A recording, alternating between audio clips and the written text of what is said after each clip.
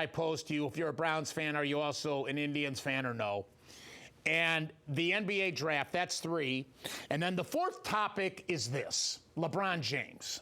And here's why. I wouldn't even be talking about LeBron James. I wouldn't be thinking about LeBron James. These idiots that keep saying, oh, get over it, move on.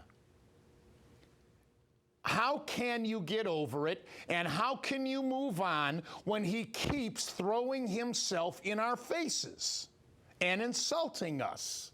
And he's doing it by not even mentioning Cleveland or answering questions about Cleveland. Specifically, what I'm talking about is that the Miami Heat now, since winning the championship, are making the talk show circuit. LeBron James last night was a guest on David Letterman's show, and today, all 3 of them, James, Wade, and Bosch, were guests on The View with all those yapping females. Cackling all the time. I can't, my wife watches that show. I have to leave the room. You can't understand anything they're saying.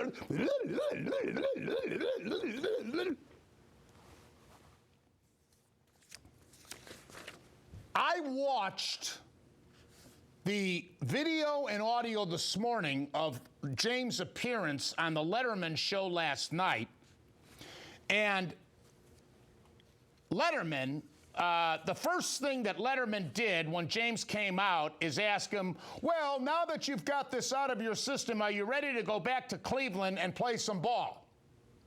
Now, he said it kind of tongue-in-cheek, got a laugh from the audience. James was laughing, and he laughed because he didn't give an immediate response. He was laughing it off because he had to think what his response would be.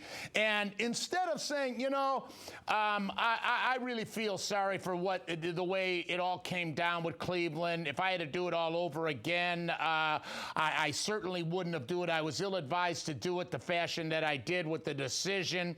I want to apologize to all those wonderful people in Cleveland and Northeastern Ohio who supported me and stood by me for all those years. I grew up there. I love them. I hope they'll forgive me. But no.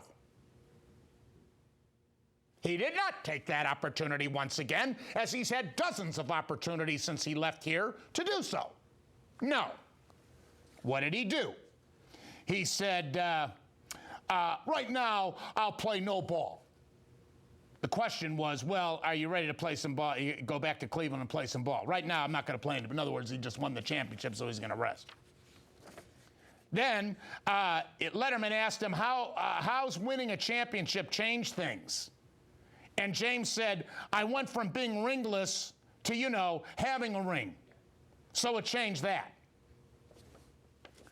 Then Letterman told James that nobody loves a winner more than basketball fans. Well, that shows Letterman doesn't know what he's talking about when it comes to sports. That's an idiotic statement on Letterman's part. He doesn't know sports to make that kind of a statement. You're insulting all the hockey fans who celebrate their team winning the Stanley Cup, all the baseball fans for their team winning a World Series, and all the football fans for their team winning a Super Bowl. I mean, or the college football fans for winning a national championship. It's an ignorant statement on Letterman's part. And then James replied, I appreciate that. Now, first of all, let me say this. If indeed you did see the interview on Letterman, Letterman did 2 segments with James. It was an extremely fluff interview on Letterman's part. Very fluff. Letterman, outside of the tongue-in-cheek first question, did not ask a hard question of James. And I thought that he would, because he was critical of James and actually sympathetic to us when James bolted and backstabbed us in the fashion that he did. And then I really found it interesting when Letterman, in the fluff portion of the interview, which was the 99% of it, 99.9%, if you don't include that first question, 100%. He said, boy, you really went through it. You played a lot of games this year. And James, you know, in the regular season, before the playoffs, and James didn't know. James said, yeah, well, it was over 60. He didn't even know that the regular season was cut down to 66 games. I found that interesting. And then he had no idea. Then Letterman started asking him about the Olympics, and James had no idea how many games it takes to win the Olympics. And he made some, weak. Well, if we don't lose, it'll take us less games. Then, but even better, he gets on. Then today he was on The View with all.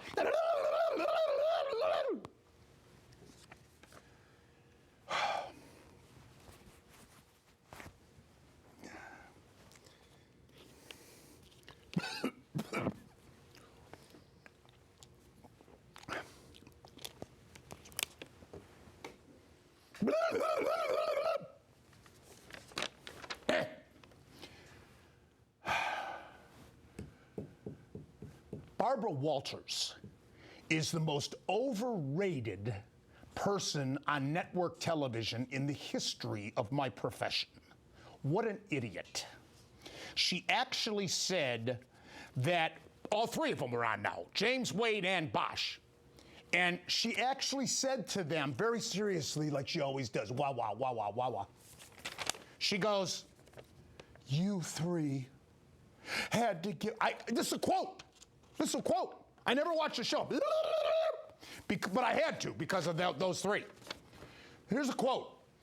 Barbara Walters, and she said, like, you three had to give up so much.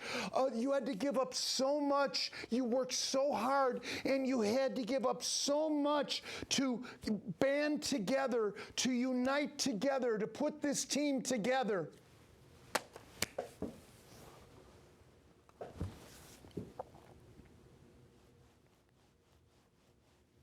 You gotta be kidding me. She can't possibly be that ignorant. Don't they have producers? I mean, even if the producers know nothing whatsoever about sports, can't they make this guy here, I'll put up against anybody in the country. If he doesn't know, if I give him something that I want him to investigate that I don't know, or I want information on, or we are researching, and he doesn't know, he's on the phone. He's on the phone all over the country to find out. And these idiots, for Barbara Walters to say that, and I'm watching this, and I swear, I have a physical tomorrow with Dr. Sabalas at the Cleveland Clinic, and thank God, it's just in time. Just in time.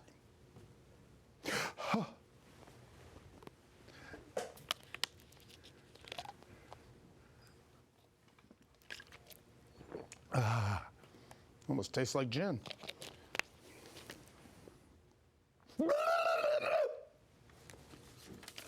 Oh, God. You gave up so much. Oh, you sacrificed so much.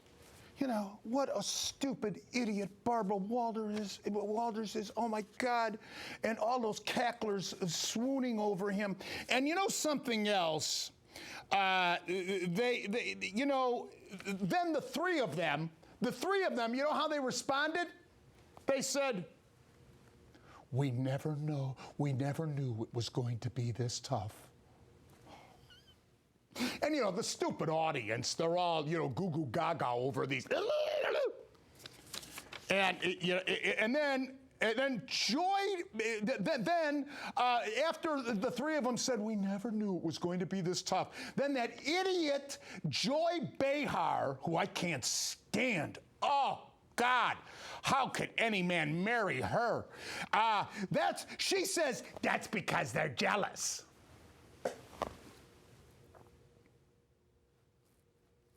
What an idiot. What a complete ignoramus. I cannot get over it. Now, here's something that goes a lot deeper. And this really is the worst thing about it. If you watch that show today, The View, and you didn't know any differently, if you didn't know about what James did to us, the way the three of them conspired after the last Olympic Games to do this because they formed their contracts the way they did so they could do it, which these women were totally ignorant of, and their producers. If you just tuned in that show and you were totally ignorant, you would think these three guys are the three nicest guys in the world, wonderful husbands. Of course, James isn't even married yet. He's had children out of wedlock, and now he said he had to make sure, you know. So have children out of wedlock, and then you can make your decision whether it's the right thing to do or not. God. Anyway, if you didn't know any better, you would think these guys are great guys and all this, and here's where it's very damaging. This proves how the national media can brainwash you. You know, we're brainwashed every single day by the national media in this country. Every single day we are brainwashed.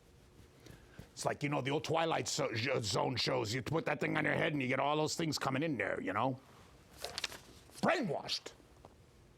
This is a perfect example of how you can be brainwashed. Perfect example. And you know what? Those cackling idiot females on that show, they don't know any different, even if they did know the background. They're there to paint this different picture. Oh, you went through so much.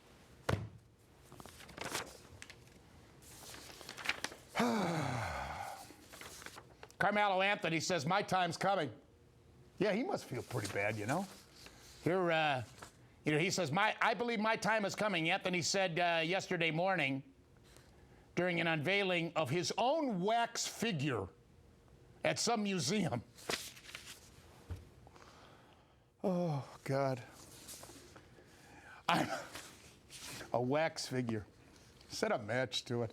I'm a big believer in that. Whether it's this year or next year, I truly believe that my time is coming and we're going to be playing for that. You know, when I was a kid, I used to idolize the athletes. It's amazing how I've changed now that I've aged. I used to idolize them, look up to them as role models. And by the way, James was calling himself a role model to children today on The View. He referred to himself in that regard too. I mean, I just, I'm glad I'm on the back nine. I'm enjoying the back nine though.